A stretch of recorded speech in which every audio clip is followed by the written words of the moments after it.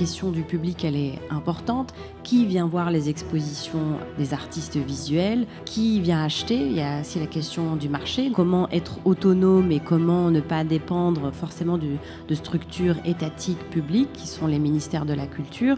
Donc toutes ces questions-là, elles sont finalement posées dans tous les pays du Maghreb, où comment on génère aussi une économie. Développer un public, ça prend du temps, il faut de passion. Je suis revenu à Tunis il y a environ 12 ans, en 2013, pour créer des actions sur place. La toute première action qu'on avait créée, les hors-lit, donc en dehors du lit, chez l'habitant, on s'est dit comment on va faire venir du public pour voir de la danse contemporaine à Tunis ou en dehors de Tunis. Et du coup, on s'est dit, on va tricher un peu. On va un peu les arnaquer, on va pas leur dire que c'est de la danse, on va leur dire qu'ils vont venir voir la maison du voisin. Et ils sont venus pour voir la maison du voisin, on a créé un parcours artistique et je leur ai dit, je vous rassure, c'est que ça dure que 20 minutes. Donc si vous aimez pas, ça dure que 20 minutes, vous aurez vu le salon. Si vous aimez, malheureusement, ça dure que 20 minutes. Et ça a pris du temps, en fait, à petit à petit. Au début, on avait une jauge de 30 personnes. Et cette jauge de 30 personnes, 10 ans après, elle se transformait en 20 000 personnes au Festival de journée chorégraphique de Carthage.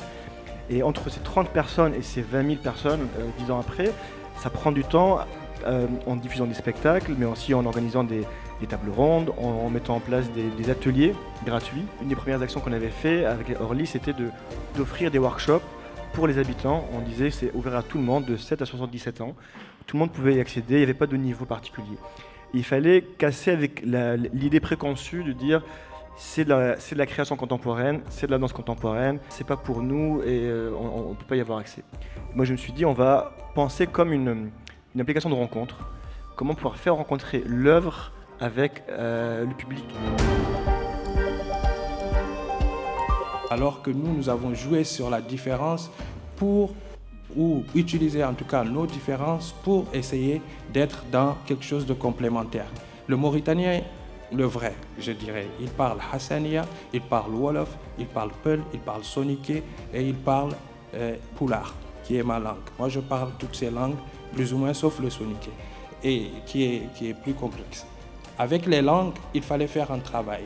Dans ce travail, nous avons toujours utilisé on va dire la création artistique, parce que la question qu'on se pose souvent, c'est que comment on peut avoir de la ressource.